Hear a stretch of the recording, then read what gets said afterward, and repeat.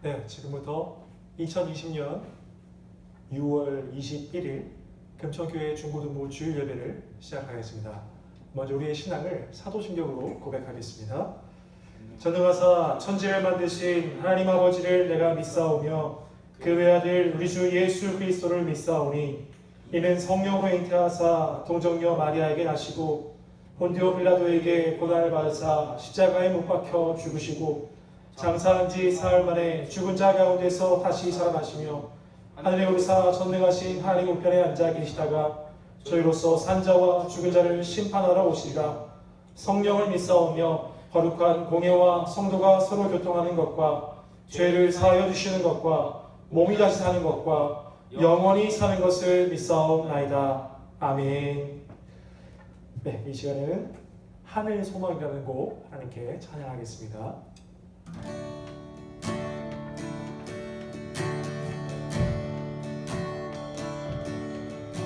나 지금은 비록 땅을 벗하며 살지라도 내 영혼 저 하늘을 디디며 사네. 내 주님 계신 눈물 없는 곳 저 하늘에 숨겨둔 내 소망이네. 얼굴들 이름들 많이 생각나. 때론 지도로 기다려지고 내 아버지 넓은 훗날 맞으시는 저 하늘에 놔둔 내 소망이네. 주님 그 나라에 이를 때까지 순례의 걸음 멈추지 않으려. 어떤 시련이 와도 나 두렵지 않네. 주와 함께 걷는 이 길에 지금은 비록 땅을 벗하며 살지라도 내 영혼 저 하늘을 디디며 가네. 내 주님 계신 눈물 없는 곳 저 하늘에 숨겨둔 내 소망이네. 얼굴들 이름들 많이 생각나. 다시 지도로 가려지고 내 아버지 넓은 훗날 맞으시는 저 하늘에 놔둔 내 소망이네.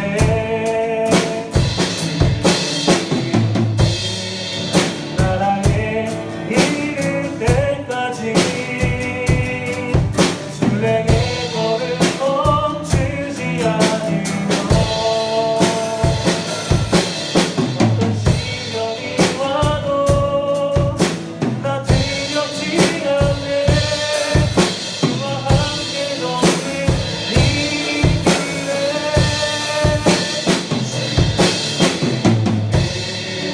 나라에 이를 때까지 순례의 걸음 멈추지 않으며. 어떤 시련이 와도 나 두렵지 않네. 주와 함께 걷는 이 길에 주와 함께 걷는 이 길에 주와 함께 걷는 이 길에 우리 함께 걷는 이 길에.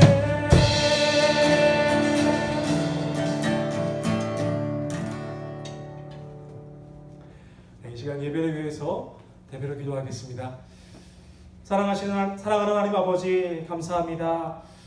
참 연약하고 부족한 우리들인데 그럼에도 불구하고 우리를 사랑하셔서 우리를 하나님의 자녀 삼아 주시고 또한 하나님을 예배하는 자로 세워 주셔서 이렇게 함께 모여 예배하게 하시니 감사합니다. 주님, 오늘 예배할 때에 하나님 홀로 영광 받으시고 하나님께 마음과 뜻과 정성을 향하여 드릴 때에 하나님 그 예배 기뻐 받아주실 줄 믿습니다.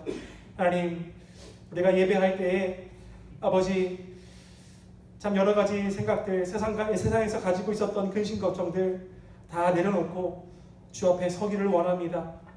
지금 이 시간에 세상 가운데 가지고 있었던 걱정, 근심들 다 내려놓을 수 있도록 주님 인도하여 주시옵소서. 그리고 주님만 바라보고 주님께서 나에게 무엇이나 말씀하시는지에 집중할 수 있는 시간 되어줄 수 있도록 주님 인도하여 주시옵소서. 사랑하는 하나님 아버지, 부족한 종이 아버지의 말씀을 전합니다. 많이 부족하고 연약합니다. 하오나 주님께서 일하실 것을 믿음으로 담대하게 말씀 선포하기를 원하오니 성령 충만케 하시고 이 시간 성령께서 역사하시는 시간 되어질 수 있도록 주님 붙들어 주시옵소서. 예배를 방해하는 사탄 아버지 하나님이시여, 그 무리들 이곳 가운데 틈타지 아니하도록 주님께서 붙들어 주시고 온전히 집중할 수 있는 시간 되어질 수 있도록 우리 학생들의 마음 그리고 선생님들의 마음을 주님 붙들어 주시옵소서.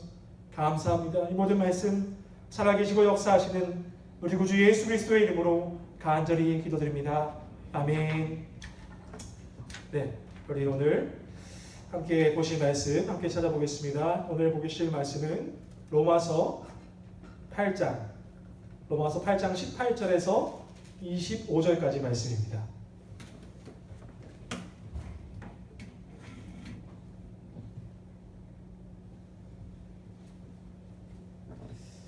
로마서 8장 18절에서 25절까지 말씀입니다.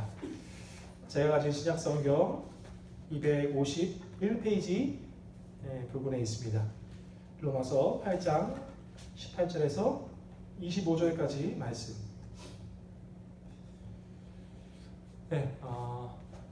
오늘은 참 코로나 사태가 시작된 이후로 처음으로 우리 학생들이 몇몇 학생들이 나와서 함께 예배를 드리고 있습니다. 우리 학생들에게 앞에서 직접 이렇게 앞에서 예배하는 것은 설교를 하는 건 참 오랜만인 것 같아요. 그래서 제가 흥분했어요. 흥분해서 막 삑사리 내고 너무 좋아서 그래요. 자, 우리 함께 그러면 말씀 한번 교독하도록 하겠습니다. 제가 18절 봅니다.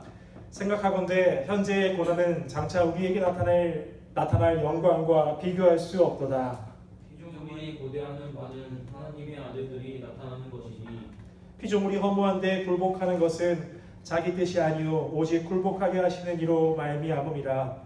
그 바라는 것은 피조물로 썩어짐의 종 노릇한 데서 해방되어 하나님의 자녀들의 영광의 자유에 이르는 것이니라. 피조물이 다 이제까지 함께 탄식하며 함께 고통을 겪고 있는 것을 우리가 아느니라. 그뿐 아니라 또한 우리 곧 성령의 처음 익은 열매를 받은 우리까지도 속으로 탄식하여 양자될 것 곧 우리 몸의 성령을 기다리느니라. 우리가 소망으로 구원을 얻었음에 보이는 소망이 아니니 보는 것을 누가 바라리요. 함께 읽겠습니다. 만일 우리가 보지 못하는 것을 바라면 참음으로 기다릴지니라. 아멘. 네, 오늘 말씀 제목은 고난 없는 영광은 없습니다. 노래 함께 따라해 볼까요? 고난 없는 영광은 없습니다.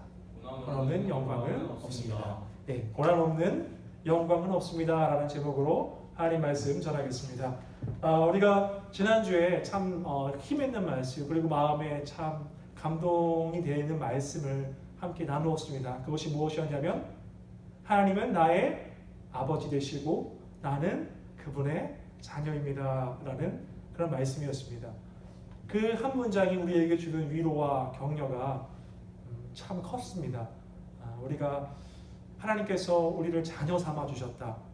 창조주신 하나님께서 피조물인 우리를 그냥 창조주와 피조물의 관계로 두지 아니하시고 우리를 자녀 삼아 주셔서 우리를 책임져 주시고, 또한 예수께서 하나님의 아들 되신 것처럼, 또한 예수께서 이제 하늘에 올라가셔서 그 하나님과 함께 하나님의 영광을 누리면서 사는 것처럼, 이제 우리도 예수와 함께 하나님의 상속자 되는 자로서 하나님 나라에서 그 영광을 함께 누리게 될 것이다.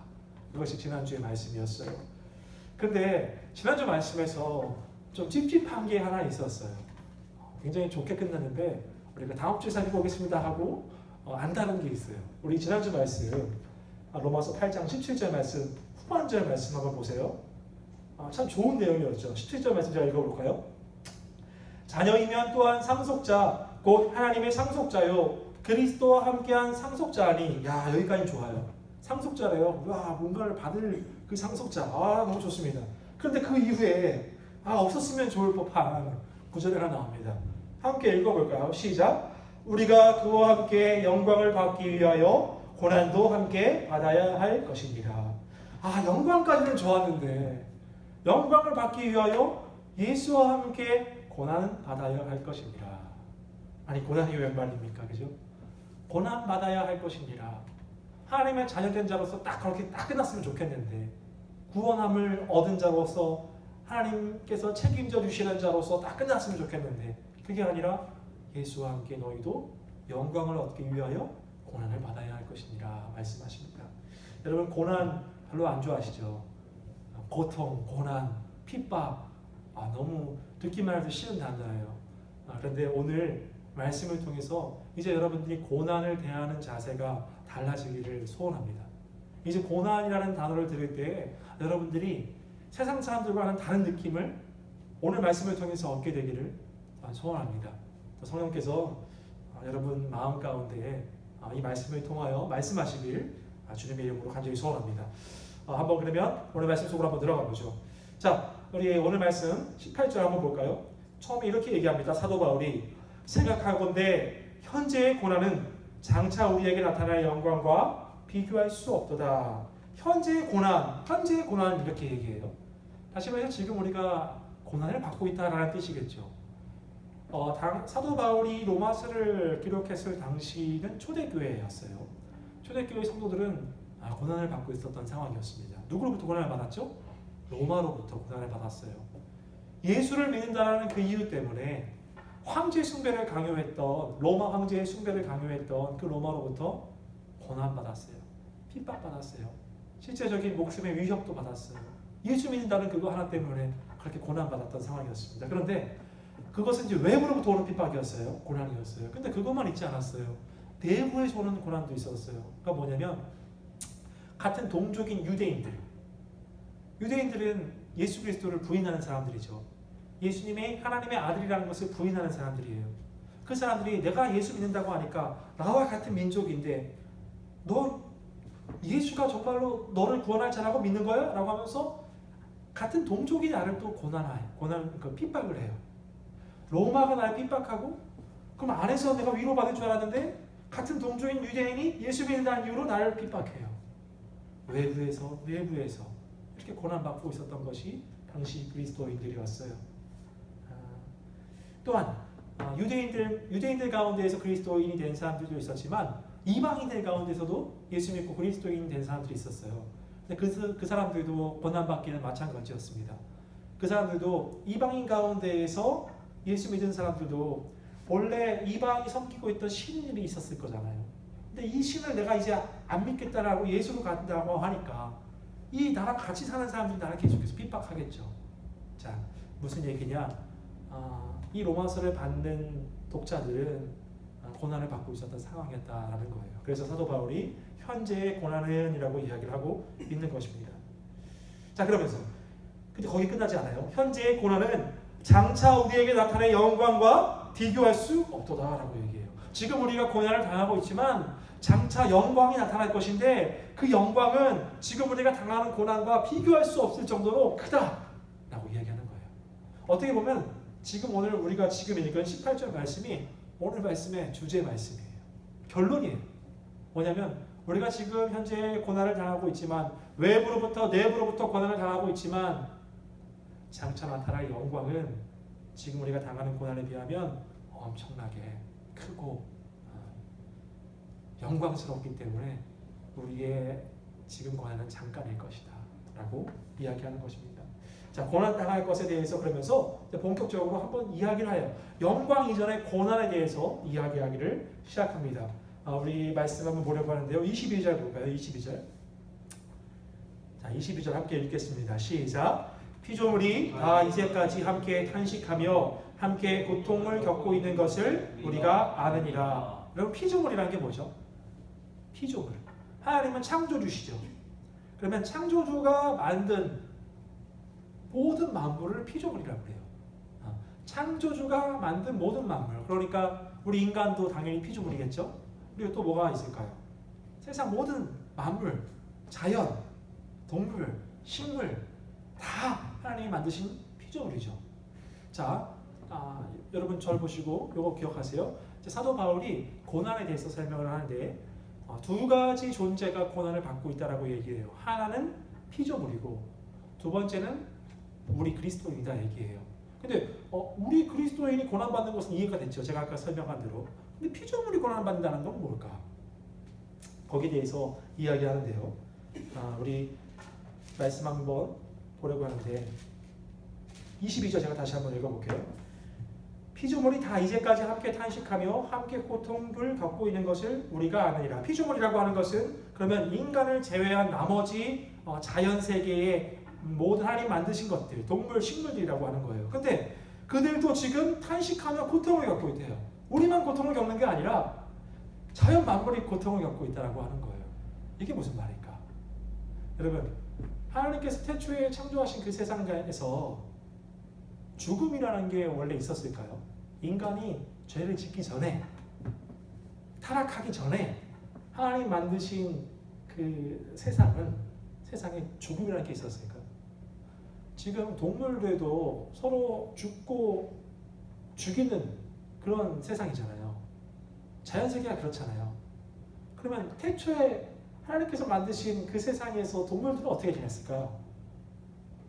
먹고 먹히는 그런 죽임당하는 그런 게 없었겠죠. 그러면 우리가 좀 그것을 어느 성경에서 좀 살펴볼 수 있냐면 제가 하나 찾아서 말씀드려볼게요. 이사야 11장 6절에서 9절 말씀을 보니까요. 이거는 이제 나중에 하나님께서 이 나라를 하나님 나라로 만드신 이후에 다시 회복시키신 그 세상의 모습에 대해서 설명한 건데 이렇게 얘기해요. 그때 이리가 어린 양과 함께 살며 이리가 어린 양과 함께 산대요. 이리가 어린 양과 함께 살면 죽어야죠. 어린 양이. 그래서 함께 산다고 얘기합니다. 그리고요. 표범이 어린 염소와 함께 누우며 표범이 어린 염소와 함께 누워서 뒹굴뒹굴대요. 그리고요. 송아지와 어린 사자와 살진 짐승이 함께 있어 어린 아이에게 끌리며 암소와 곰이 함께 먹으며 그것들의 새끼가 함께 엎드리며 사자가 소처럼 풀을 먹을 것이며 젖 먹는 아이가 독사의 구멍에서 장난하며 젖된 어린 아이가 독사의 굴에서 손을 넣을 것이니라. 우리가 여기서 살펴볼 수 있는 죄로 인해서 세상이 타락하기 이전의 세상의 모습은 굉장히 평화로운 서로 먹고 먹히는 그런 세상이 아니라 정말로 우리가 생각하는 사자와 어린 양이 어떻게 함께 있을 수 있죠? 그렇죠? 근데 그런 세상이었다라는 거예요. 함께 있었던 세상. 그런데 언제부터 이렇게 먹고 먹히는 세상이 되었냐? 인간이 죄를 범함으로 타락하게 되었는데 인간만 타락함으로 죄를 짓고 타락한 것이 아니라 그것을 통해서 온 세상 만물이 타락의 영향을 받게 되었다는 거예요. 그래서 온 세상 만물이 죄로 인해서 고통받고 신음하게 되었다. 이것에 대해서 지금 사도 바울이 이야기하고 있는 것입니다. 그러니까 고난받는 것이 그리스도인만 고난받는 것이 아니라 죄 때문에 이 죄의 영향, 인간의 죄의 영향 때문에 세상 모든 하나님이 지으신 피조물 모두가 고통받고 신음하고 있는 그런 상황 가운데 있다라고 이야기하고 있는 것입니다. 자, 우리 다시 오늘 본문으로 돌아가서 그런데 이렇게 고난당하고 있대요.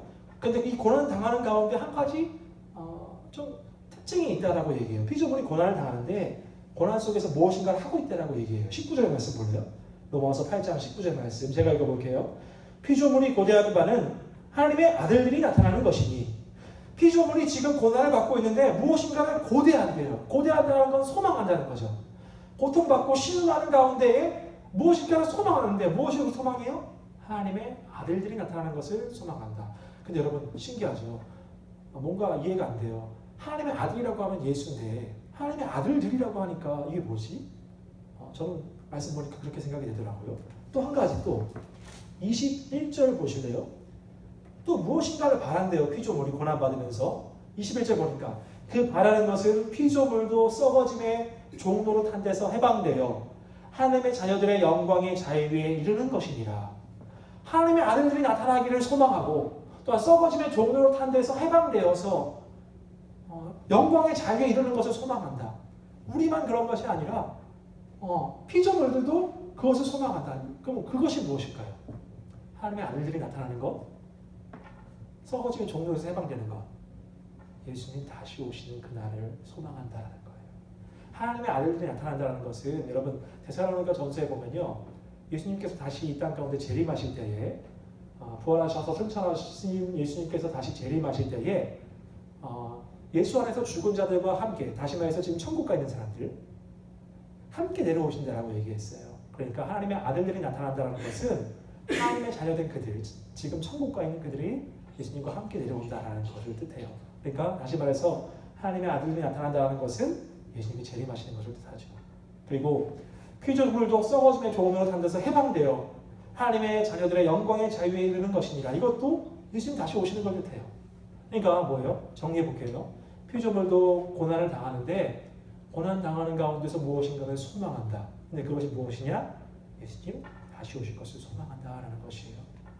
자, 그러면서 이제 두 가지 존재가 고난받고 있다고 했죠. 하나 얘기했어요. 피조물. 그 다음에 우리도 고난받는다라고 이제 사도 바울이 얘기를 해요. 23절 보세요. 그뿐 아니라 또한 우리 성령의 처음 익은 열매를 받은 우리까지도 속으로 탄식하여 양자될 것, 곧 우리 몸의 속량을 기다리느니라 라고 얘기합니다. 피조물뿐만 아니라 우리도 역시 고난받고 있다. 탄식하고 있다. 근데 여기 보니까 우리라는 말 옆에 성령의 처음 익은 열매를 받은 우리라는 얘기를 써요. 성령의 처음 익은 열매를 받은 우리. 여러분 성령님이 어떤 일을 행하실 분이라고 하셨죠? 예수님께서 십자가에서 이루신 구원을 우리에게 적용하시는 분이 성령님이시죠. 그러면 이 당시 시대의 사람들은 이제 예수님이 승천하신 다음에 성령님 보내주셨고 성령님의 그 적용하심을 처음 경험하는 사람들이겠죠. 사도 바울이 그러니까 이런 표현을 쓴 거예요. 성령의 처음 익은 열매를 얻은 우리까지도 고난을 당한다. 그런데 거기서 이해 안 되는 게 있어요. 예수님께서 십자가 위에서 구원을 이루셨잖아요. 그것으로 끝나야 되는 게 원래 맞아 보여요. 다시 말해서 우리가 구원받았으니까 이제 우리는 행복할 일만 남아야 되는 게 상식적으로도 맞잖아요. 그죠? 근데 예수님께서 구원을 이루셨는데 우리는 여전히 슬픔 가운데 있고 우리는 여전히 고난받고 있는 가운데 있단 말이죠. 이상하다라는 거예요. 예수님 구원을 다 이루셨는데 왜 우리에게 이런 고난이 계속해서 이어지는가? 피조물, 우리뿐만 아니라 피조물도 여전히 예수께서 십자가 위에서 구원을 이루셨는데 피조물들도 다 신음하고 탄식하고 있다라고 이야기하고 있거든요. 자, 오늘 말씀에서 우리가 살펴볼 수 있는 것은 한 가지 궁금하게 되는 것은 이거예요. 고난을 받고 있다는 건데 그러면 예수님이 구원을 다 이루셨는데 왜 우리는 여전히 고난을 받는가? 하나님이 우리에게 고난을 허락하셨는가? 왜 허락하셨는가? 우리 21절 말씀 볼까요? 20절 말씀. 20절 말씀이 우리가 고난받는 이유에 대해서 설명을 합니다. 함께 읽어보겠습니다. 시작. 피조물이 허무한데 굴복하는 것은 자기 뜻이 아니요 오직 굴복하게 하시는 이로 말미암음이라. 피조물들이 지금 고난받고 있는데 그것은 자기 뜻, 내가 고난받고 싶어서 고난받는 것이 아니라 나를 고난받게 하시는 분의 뜻이다. 이것이 이렇게 얘기를 하는 거예요.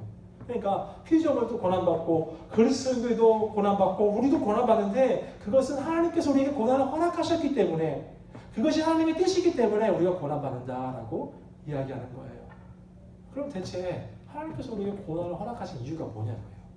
구원은 다 이루어졌는데 이제 우리 천국 갈 일만 남았는데 하나님은 자녀라고 했는데 왜 우리가 고난을 받아야 하는가? 여러분 no pain no gain이라는 말 아세요? 영어인데 제가 고등학교 때 공부하면서 제 책상에다가 써놓은 말이에요. No pain no gain. 뭐예요? 고통 없이는 gain. 얻는 것도 없다라는 말이죠. 제가 집에서 TV를 우리 아이들과 보는데 TV 속에서 만화였어요. 만화였는데 김연아에 대한 이야기를 하더라고요. 그러면서 이런 얘기를 해요. 어떤 아빠가 아이한테 이런 얘기를 해요. 아들아, 김연아가 트리플 악셀 알아요? 점프하는 기술이죠. 아무나 못하는 기술이죠. 그 트리플 악셀을 하기 위해서 얼마나 넘어졌는지 아니? 라고 물어봐요. 그랬더니 아들이 모르겠어요. 한 100번 넘어졌을까요? 라고 얘기를 해요. 그러니까 아빠가 뭐라면 아니, 김연아 선수는 트리플 악셀을 완성하기 위해서 몇십만 번을 넘어졌을 거야 라고 얘기하더라고요. 정말로 몇십만 번을 세워보진 않았을 거예요. 근데 이 말이 뜻하는 게 뭐예요? 어떤 무엇인가를 얻기 위해서 트리플 악셀을 얻기 위해서는 그만큼의 고통이 따랐다는 것이죠. 잘 보세요. 그러면 우리가 영광을 얻기 위해서는 그럼 마찬가지로 무엇이 필요할까요? 고통이 필요하다는 거예요. 무엇인가 고통이 없이는 얻는 것이 없다면서요. 그렇게 논리잖아요. 그러면 우리가 장차 하나님께서 예수님과 함께 누릴 그 영광, 그죠? 그 영광이 영광되게 하려면 고통이 먼저 있어야 한다는 거예요. 자, 근데 오해하지 마세요. 영광을 얻기 위하여서 우리가 무엇인가를 해야 한다는 거 아니에요. 하지만 영광이 영광되게 하기 위해서는 고통이 있어야 한다는 거예요. 그래서 우리를 고통 가운데 하나님께서 두셨다는 거예요. 그게 하나님께서 우리가 고난을 허락하신 이유라는 거예요. 여러분 보세요. 다시 한번 설명해 볼게요. 아브라함에게 하나님께서 자녀를 주실 것 얘기하셨죠. 약속하셨잖아요. 약속하시고 바로 주셨어요? 아브라함이 약속을 받았던 게 75세였어요. 근데 아브라함이 이삭을 낳은 게 몇 세였어요? 100세였어요. 25년 걸렸어요. 25년 짧아요? 여러분 아직 25세 안 됐죠? 굉장히 긴 시간이에요. 하나님께서는 왜 당장 안 주시고 그렇게 기다리게 한 다음에 주셨을까요? 여러 가지 이유가 있었겠죠. 근데 기다리는 가운데 굉장히 고통스러웠겠죠. 아들을 갖지 못하니까, 약속은 받았는데 누리지 못하니까. 근데 얻었을 때의 그 기쁨, 그 영광, 그것을 위해서 하나님께서 그 긴 시간을 두신 거예요. 그것을 소망하게 하기 위해서, 아들 받는 것을 소망하게 하기 위해서. 한 가지 더 얘기를 드려볼까요? 이스라엘 백성들이 40년 동안 광야 생활을 했잖아요. 아니 그것도 마찬가지죠. 출애굽 시키면서 바로 들어가면 되잖아요. 근데 그게 아니라 40년 동안 광야 생활을 하게 하셨단 말이에요. 물론 딱 들어가려고 하니까 이스라엘 백성이 불순종했어요. 우리는 저기 거민들을 못 이겨요 라고 하니까 하나님 에라이 놈들아 하면서 광야 생활을 돌리시죠. 그것이 첫 번째 이유이긴 해요. 그러나 40년 동안 그들이 그 고난 가운데 있으면서 간절히 그 마음 가운데 소망했던 게 뭘까요? 약속의 땅, 가나안 땅. 40년 동안 고난이 있음으로 말미암아 그 땅에 가야겠다는 그 마음이 점점 커진 거예요. 그 땅을 소망하는 마음이 커진 거예요. 그 땅에서 가서 누리게 될 영광을 소망하게 된 거예요. 근데 만약에 그런 과정이 없이 바로 직행해서 들어갔다고 한다면 그것이 영광이 됐을까요? 그것이 그렇게 감격스러웠을까요? 그렇지 않았겠죠. 그 40년의 세월이 있기 때문에 요단강을 건너서 딱 그 땅을 밟았을 때 그 감격이 엄청났겠죠. 그죠? 바로 그것을 위해서 하나님께서 우리에게 고난을 허락하신 거예요. 첫 번째, 영광을 영광되게 하기 위해서 고통은 필요한 거예요. 그리고 그 고난 가운데 영광을 소망하는 거죠.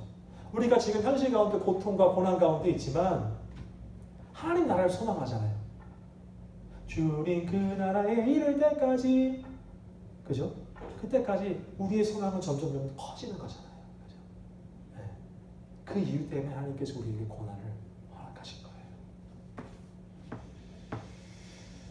자, 그런데 우리에게 이 고난이 허락되었는데 오늘 말씀 오늘 말씀 가운데에서 그리스도인들이 당하는 고난은 세상 사람들이 당하는 고난과 조금 다른 게 있다라고 우리에게 알려줘요. 그것이 우리에게 희망이 되는데 그것이 뭔지 우리 말씀 한번 볼까요? 우리 말씀 24절, 25절 함께 보겠습니다. 한번 읽어보겠습니다. 시작. 우리가 소망으로 구원을 얻었음에 보이는 소망이 아니니 보는 것을 누가 알아리요. 만일 우리가 보지 못하는 것을 바라면 참음으로 기다릴지니라. 여러분, 우리가 당하는 고난은요 좀 특이한 게 있어요. 오늘 본문 지금 우리가 읽은 본문 가운데에서 어떤 단어가 많이 나와요? 소망. 우리가 당하는 고난은요 세상 사람들이 당하는 고난과 다른 게 뭐냐면 소망이 있다는 거예요. 여러분 보세요. 감옥이 있어요. 자, A가 있고 B가 있어요. A는요 저 지하 300m, 500m에 감옥이 있어요. 그 감옥에 갇혔어요. 그 감옥은요 빛이라고 전혀 들어올 수 없는 곳이에요. 왜? 지하 감옥이니까 창문 하나도 두지 않았어. B라는 사람이 똑같이 감옥에 갇혔는데 이 사람은 지상에 있어. 그리고 창문을 통해서 빛이 들어와. 누가 살 소망이 있을까요? 조금이라도 빛을 보는 사람, 나 이제 여기서 나갈 날 기대하고 소망하겠죠. 그런데 빛이 아무도 없는 그곳에 갇힌 사람은요, 네, 소망이 없죠. 여러분 세상 사람들이 우리나라가 자살률이 제일 높잖아요. 자살 왜 해요? 힘드니까. 그 고난 가운데 견디다가 도저히 힘들어서 못 버티니까 자살을 하는데 소망이 없기 때문에 끝까지 견디지 못하는 거죠. 한 줄기 빛이 보이지 않기 때문에 자살을 선택하는 거잖아요. 그게 세상 사람들이 당하는 고난이에요. 고난을 당하지만 그 가운데에서 소망을 발견하지 못해요. 그러나 그리스도인의 고난은 어떻죠? 소망이 있어요. 고난을 당하지만 소망이 있어요. 그 소망이 뭐예요? 여기 볼까요? 우리가 소망으로 구원을 얻었음에 보이는 소망이 아니에요. 여러분 예수님이 보이십니까? 하나님 나라가 보여요? 여러분 무엇인가 보이고 무엇인가 손에 닿으면 그게 소망일까요? 소망되지 않아요. 내가 이미 닿을 수 있고 보이면 그게 소망이 됩니까? 그죠? 근데 우리는 보이지 않는 것을 믿죠. 하나님 나라를 소망하죠. 그러니까 그것이 소망되는 것이죠. 그죠? 그것을 얘기해요. 우리에게 소망이 있다는 거예요. 그리고 25절 우리가 보지 못하는 것을 바라면 그것을 소망하면 참음으로 기다릴지니라. 우리가 참을 수 있는 이유, 이 고난을 견딜 수 있는 이유가 뭐예요? 우리에게 소망이 있기 때문에. 하나님 나라에 대한 소망이 있기 때문에 견딜 수 있는 거예요. 똑같은 고난이 주어져도 누군가는 힘들고 지쳐서 낭망하고 낙심하여서 자살을 선택할지 모르지만 우리는 그렇지 않아요. 소망이 있기 때문에 견딜 수 있다라고 오늘 사도 바울이 얘기한 거예요. 그렇죠? 소망이 있기에 견딜 수 있다. 여러분 고난을 하나님께서 우리에게 주신 이유에 대해서 오늘 이야기를 했어요. 그 이유는 하나님께서 우리에게 고난을 허락하시는 이유는 그 영광을 영광되게 하기 위해서, 그 영광을 더욱더 간절하게 소망하게 하기 위해서. 광야에서 이스라엘 백성들의 마음을 한번 생각해 보세요. 그렇죠? 그것에 대해서 이야기를 했습니다.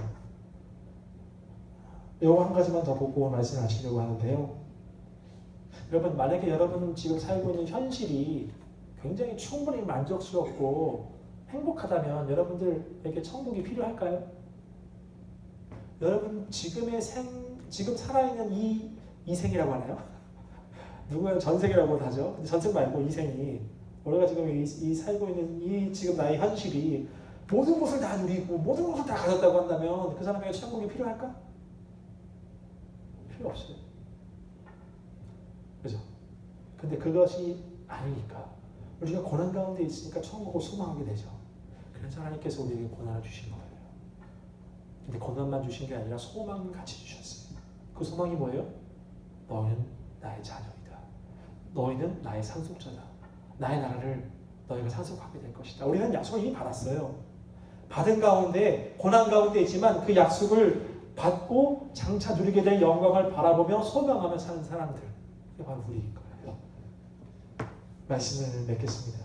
여러분 제가 아까 초반에 우리가 오늘 말씀을 통해서 고난을 대하는 태도가 달라졌으면 좋겠다라고 얘기했죠. 고난하면 다 싫잖아요. 고통하면 다 싫잖아요. 그러나 고난이 이제 왜 우리에게 필요한지를 오늘 여러분들이 어렴풋이나마 말씀을 통해서 깨닫게 되었기를 바라요. 고난을 왜 우리에게 허락하시는가? 예수님께서 구원 다 이루셨고 그것으로 끝나면 되는데 왜 우리에게 여전히 슬픔과 고난과 고통 가운데 우리를 두시는가? 그것은 우리로 하여금 장차 누리게 될 그 영광을 더욱더 간절하게 소망하게 하기 위해서, 그리고 영광이 영광되게 하기 위해서. 아까 no pain, no gain이라는 말 썼죠. 우리에게는 뭔지 아세요? No pain, no glory. 고통이 없이는 영광도 없습니다. 그렇죠? 네. 여러분, 오늘 18절의 말씀 제가 읽고 말씀을 맺으려고 합니다. 생각하건대 현재의 고난은 장차 우리에게 나타날 영광과 비교할 수 없도다. 그 영광이 우리를 기다리고 있어요. 그러니까 여러분들의 생애에 어떤 고난이 펼쳐진다 할지라도 그것으로 인해서 포기하거나 낙심하거나 좌절할 필요가 없어요. 우리에게 소망이 있잖아요. 견딜 수 있는 소망이 있잖아요. 네. 광야와 같은 그런 인생이 여러분 앞에 펼쳐질지도 몰라요. 하지만 그것은 하나님의 뜻이에요. 우리로 하여금 더욱더 하나님 나라를 간절하게 소망하게 하려는 하나님의 뜻. 그것이 어떻게 보면 우리를 하나님께서 우리를 자녀 삼으시고 끝까지 끌고 가시겠다라는 그런 뜻이 담겨져 있는 거예요. 고난에. 그러니까 이제 고난을 두려워하지 마세요. 고난은 우리 삶에 필요한 거예요. 그래서 고난이 올 때 하나님 고난을 없애주시옵소서 뭘 기도하겠죠. 그러나 고난 가운데에서 하나님 나라를 소망하게 하소서. 이게 더 성숙한 자세예요.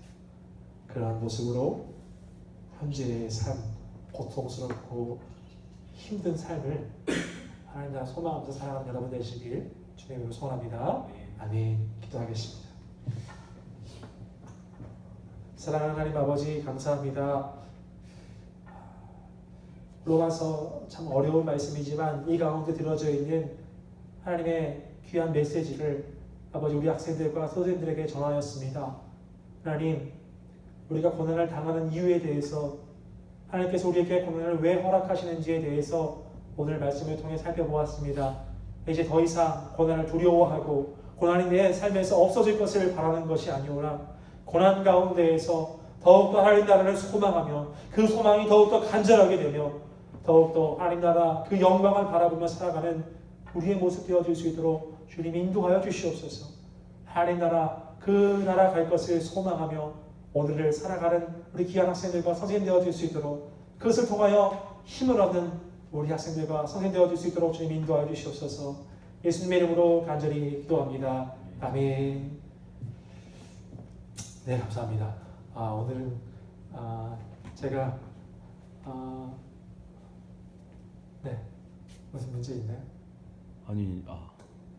네. 아니.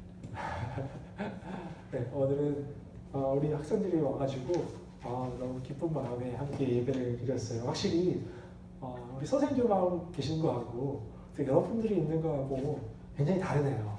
네, 그래서 고맙습니다. 이렇게 또 여러분들 와주셔서 고맙고, 지금 영상을 보는 여러분들도 그래요. 토요일에 오겠다고 하면 말리지 않을게요. 여러분, 영상으로 보는 거 참 어렵죠.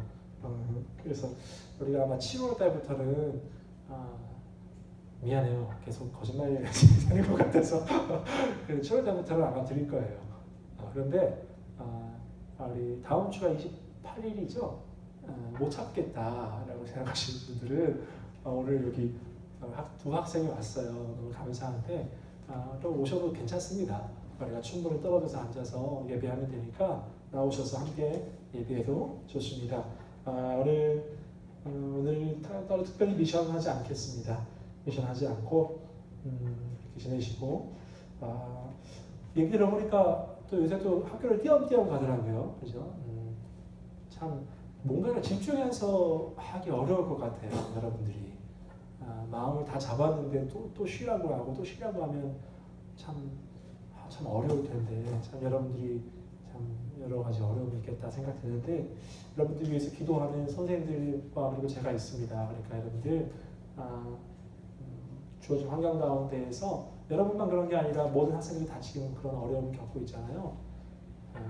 그 가운데에서 기도하시면서 이겨내시길 소원합니다. 감사합니다. 다른 광고사항은 특별히 없습니다. 네, 이것으로 오늘 예배를 모두 마치겠습니다. 그리고 주기도문으로 예배를 마치겠습니다. 하늘에 계신 우리 아버지여, 이름이 거룩히 여김을 받으시오며 나라에 임하옵시며 뜻이 하늘에서 이루어진 것 같이 땅에서도 이루어지이다. 오늘날 우리에게 일용할 양식을 주옵시고 우리가 우리에게 죄 지은 자를 사하여 준 것 같이 우리의 죄를 사하여 주옵시고 우리를 시험에 들게 하지 마옵시고 다만 악에서 구하옵소서. 대개 나라와 권세와 영광이 아버지께 영원히 있사옵나이다. 아멘.